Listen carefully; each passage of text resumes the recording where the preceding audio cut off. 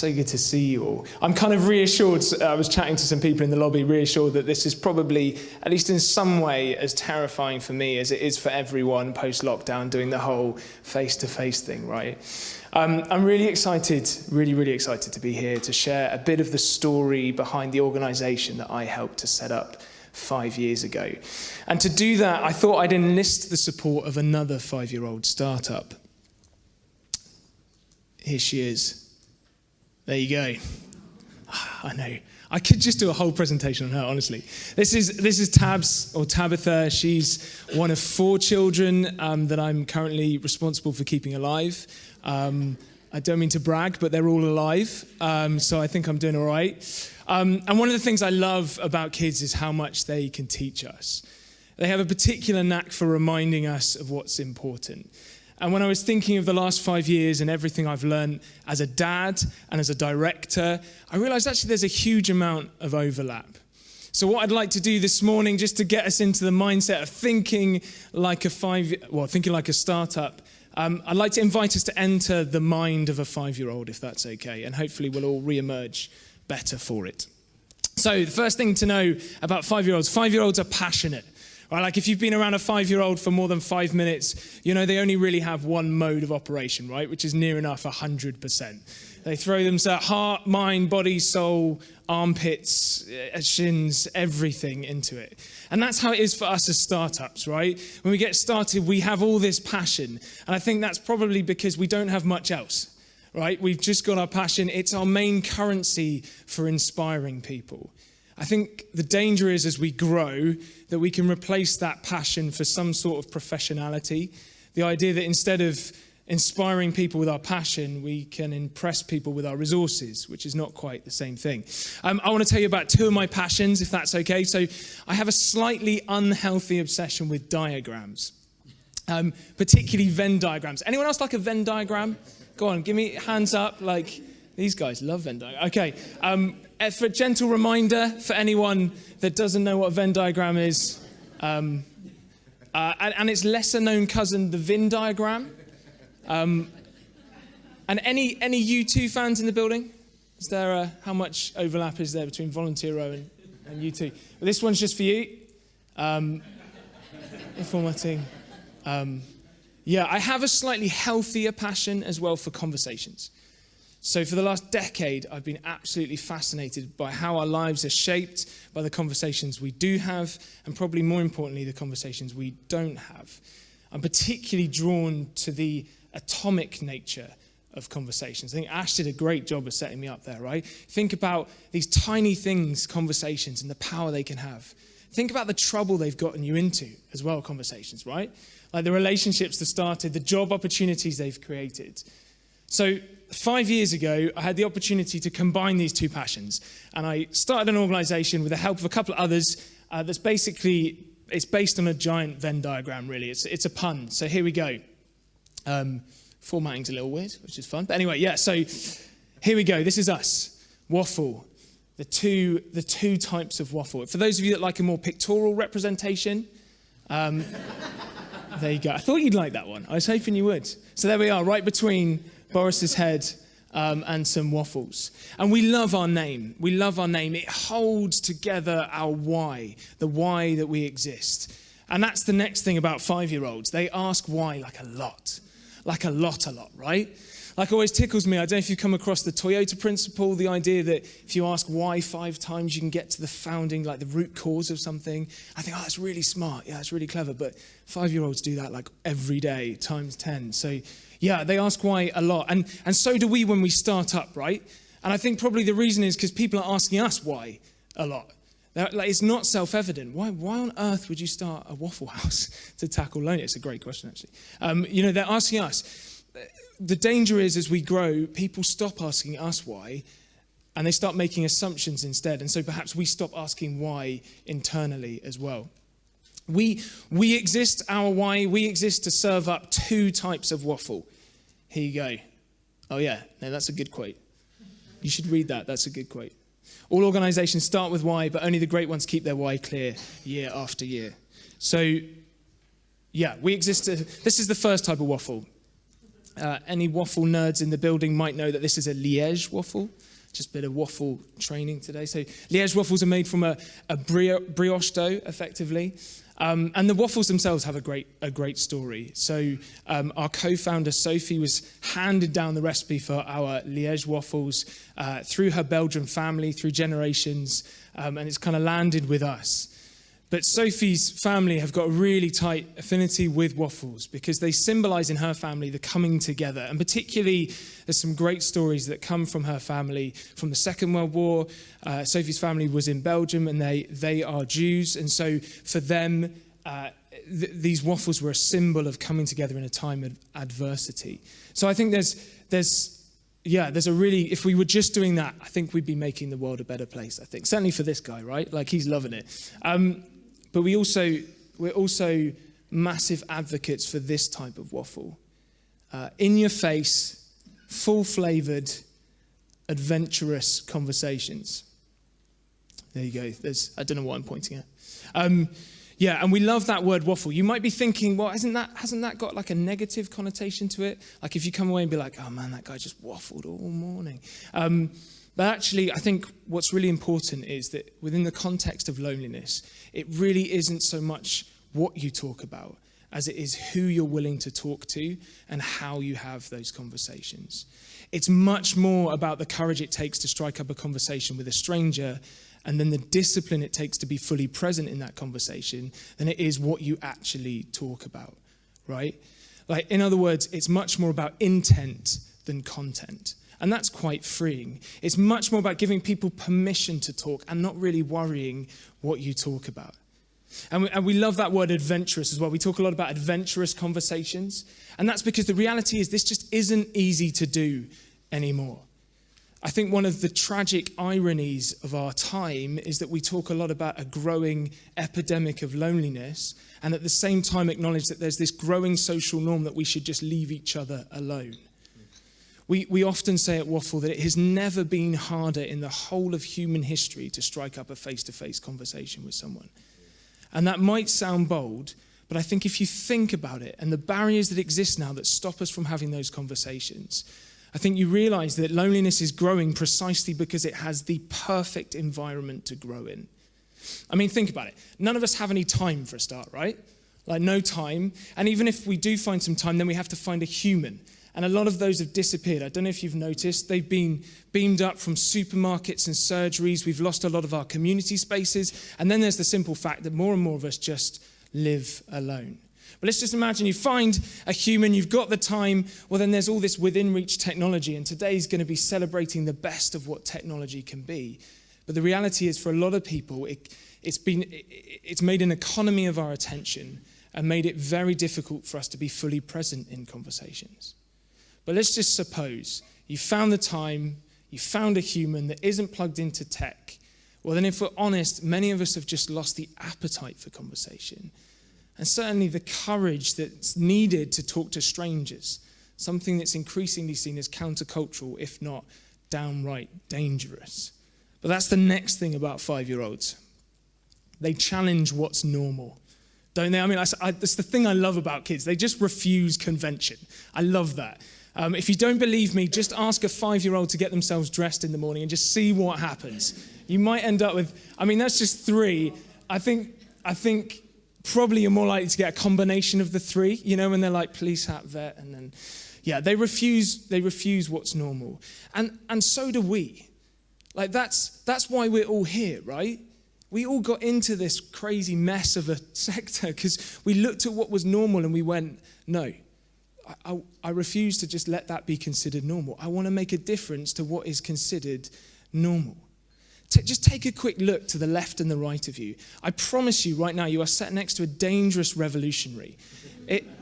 I know it might not look like it. It's still early, especially if it's pre-coffee, but it's absolutely true. It really, really is. And we need to hold on to that revolutionary spirit.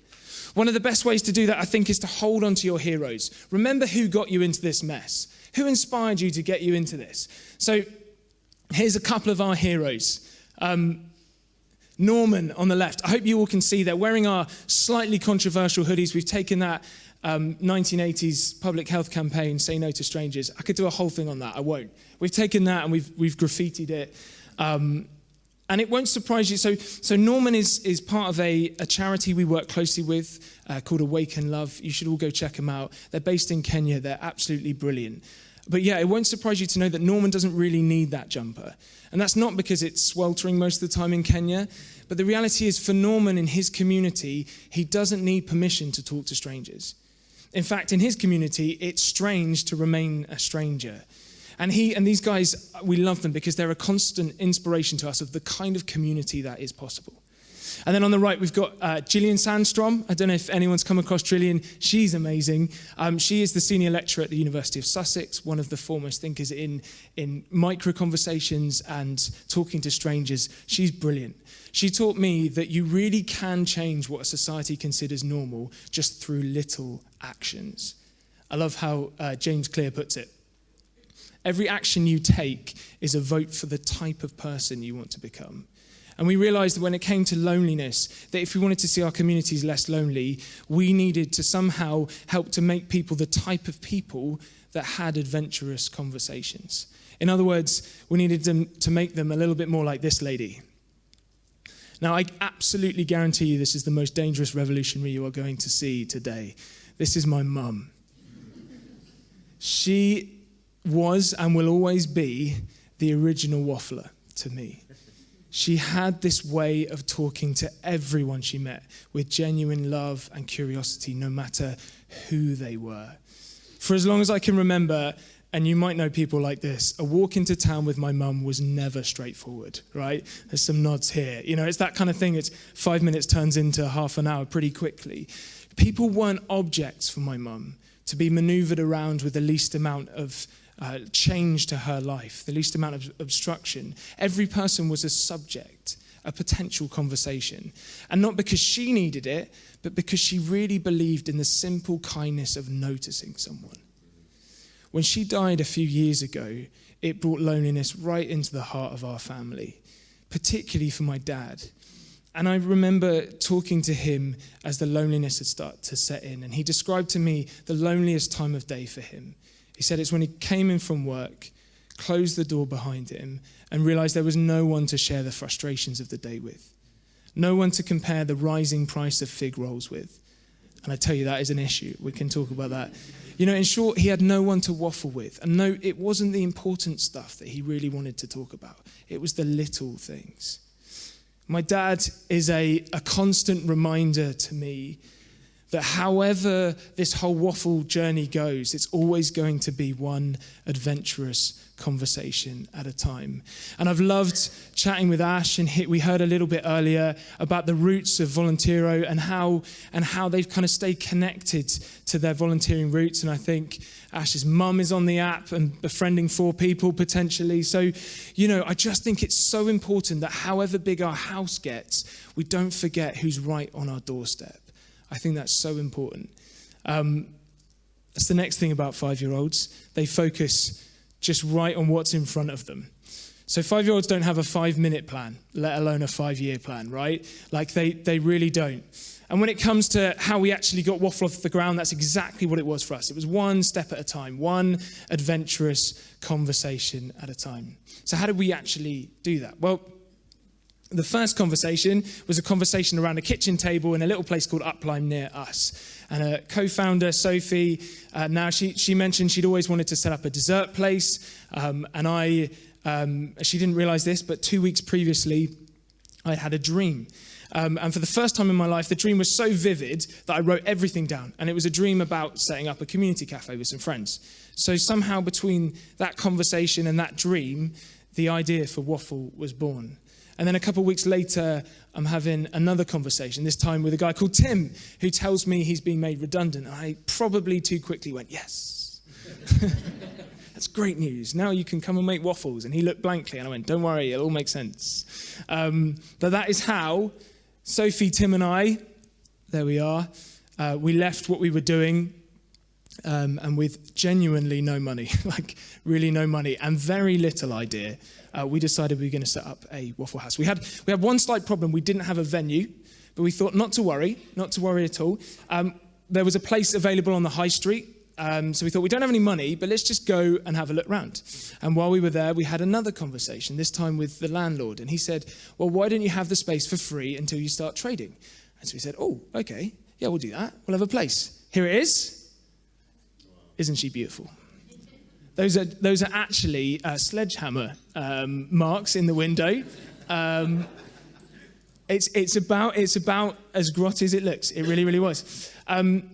We had another problem still, though. Between all of us, we'd overlooked the fact that we didn't really have much practical giftings between us. Isn't that right? By the way, this is Jane and Simon who I brought with me. I should have said, introduce you guys. But yeah, we don't have much practical gifting, so we had to get creative, right? We just dragged in everyone we could think of. So our chef friend became a carpenter. There he is on the left there. Our IT expert friend became a demolitions expert. Sophie learned how to plumb somehow. We had an electrician friend. We obviously kept him as an electrician. That would have been silly to change that. And our rule quickly became, if in doubt, clad it with pallet wood. I mean, there's just a free tip. If anyone's starting out, just clad it in pallet wood. Honestly, they love it. People love pallet wood.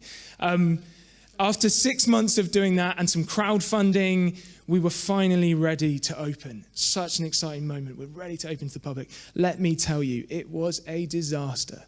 An absolute disaster. And that's the next thing about 5-year-olds. They fall over a lot.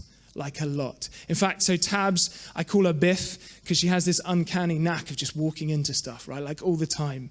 But it's true that for us startups as well, we fall over a lot. And when we opened the doors, within 2 hours, we'd sold every waffle. We'd poured pre-ground coffee into the coffee grinder.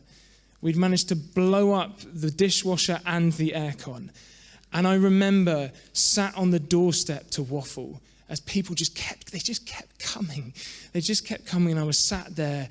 I had to look them in the face, and this is, honestly, doing this, especially when it's kids, I'm really sorry, we've mucked up, we've had to close. I'm really sorry, we've messed up, we've had to close, over and over again, and it was so painful, and kids bursting into tears and all of that. But I learned such an important lesson on that day, such an important lesson. We're so geared to present our strengths to people all the time, right? And today, a lot of that will be thinking about how can I look strong, how can I look the best that I can? But actually in that moment, I learned that it's our weaknesses that connect us to people. And if we'll embrace our weaknesses as opportunities to connect with people, it really can change things. And we've really held on to that, and that's become part of our DNA. That when we can't do something, when we fail, when we make mistakes, instead of running or trying to hide it, we try and embrace it and use it as an opportunity to reach out and ask for help from people. And that's exactly what we did on this day. We kind of put a Facebook plea out. We said, look, we've broken everything. The next day, a couple of people from the community came and helped us fix it. And within 5 days, we were properly open, and we've stayed open with a bit of COVID in between, of course. And this is it. This is our first place. There she blows. There she is. So yeah, we had a Waffle House, and we had an answer to one question. People wanted waffles. They definitely want waffles. But that's only really the smaller question. The bigger question is, could we use this place as a hub for helping people have adventurous conversations and tackling loneliness? And to do that, we knew we needed to be clever. Because of the stigma around loneliness, we couldn't just put a sign above the door saying, lonely people welcome here, right? And this is a big problem. We knew we had to be clever. The majority of the people that we wanted to reach, and we know this from the research, when it comes to social health and loneliness, the majority of people that are often or always lonely do not want to be found. They don't want to be reached. So how do you reach people that are hiding? And that's the next thing about 5-year-olds. They're really, really, really good at hiding. Here you go. I've cheated. This is my 3-year-old Boaz, he's doing a really good job of showing you just how terrible kids are actually at hiding, right? I don't know why he's covering his eyes. That's so sweet, isn't it? Kids are terrible at hiding, and the reality is that this is kind of a lot of the people that we're trying to reach. We know that they need help. So they know that they need help a lot of the time, that they want help. But because of embarrassment, shame, fear, they're hiding.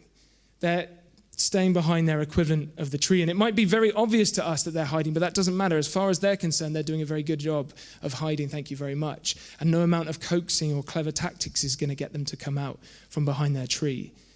So we need to be stealthy. And that's something that we've developed in our work that we're really, really passionate about, is community work by stealth.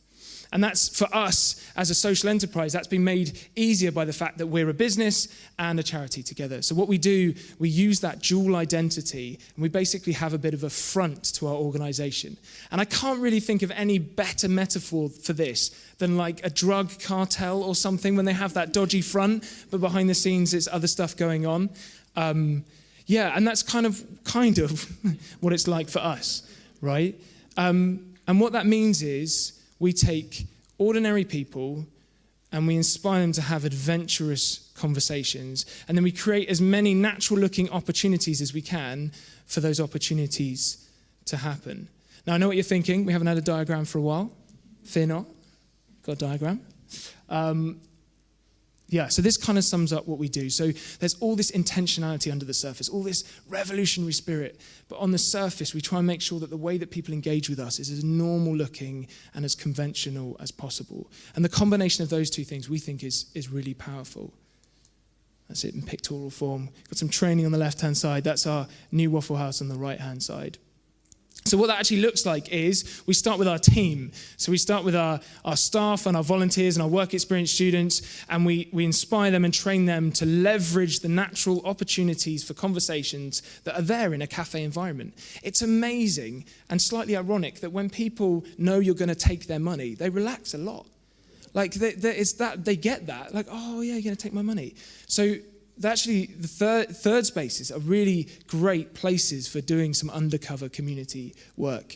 And then we go a little bit wider and we create as many groups as we can. Anything from Dungeons and Dragons to Knitter Natter, anything, the classic thing of just bringing people together and trying to mix the pack.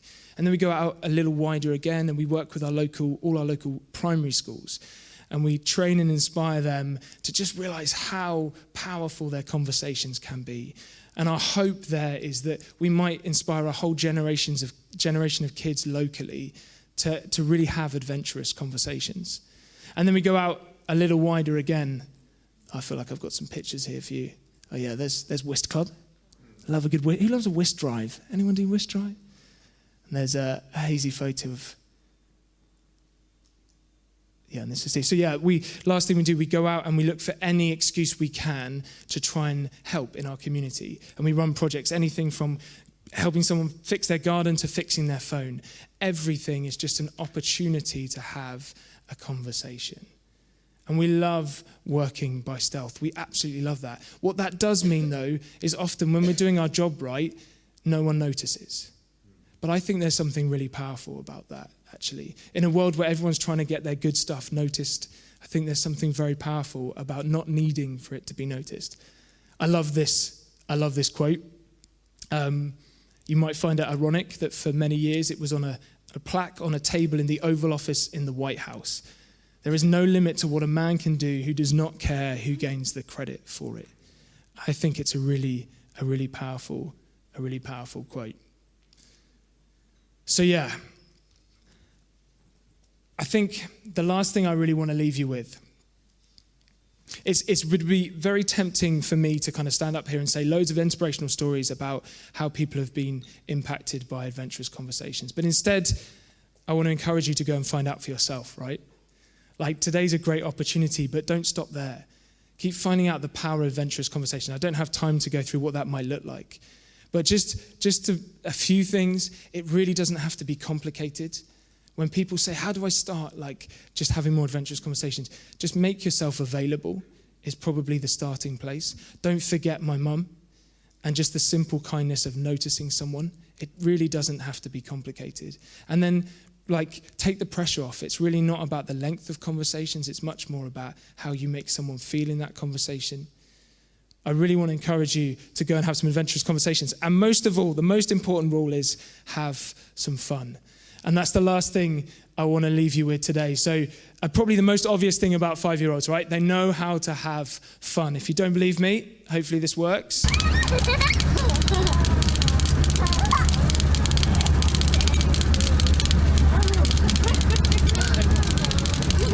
So you'll notice, just to prove the 5-year-olds fall down a lot thing, there's a tooth missing there because Tabs, when she was 2, fell into a table. And I sat in A&E with her for a while. 5-year-olds know how to have fun. A question I want to leave you with, are you having fun? Don't answer right now, it'd probably kill me. But are you having fun? Like, genuinely, I used to think fun was this kind of cherry on the cake thing. But what I found is that it's absolutely foundational for us keeping going. It really, really is. And it's become a crucial part of us and our startup story is having fun. When the going gets tough, it's often a sense of humour and a sense of fun that keeps us going. But it's also a great way to connect to people. It's probably the best way. There's something incredibly levelling about sharing a joke with someone. And in a sector where people can very quickly become dehumanised, right? People become victims or patients or whatever label, and we become our lanyards a little bit, right? Humour has this amazing ability to just reset the playing field a little bit, which I think is so important. But lastly, for us, humour just stops us from taking ourselves too seriously. There you go. These are some of our people, and we not taking themselves too seriously. And I think that's absolutely crucial when it comes to us staying connected to our startup story and the spirit of humility, which I think comes with not taking yourself too seriously. Waffle's changed a lot over the last 5 years. We've moved premises. We've started another waffle in a neighbouring town. But I hope you would find, if you would talk to any of us involved for more than 5 minutes, that we're just as crazy, as revolutionary and as accident prone as we were when we first started. I hope that story has been helpful for you. And I particularly want to thank you for your patience, because I know it's not easy listening to a 5-year-old waffle on. Thank you.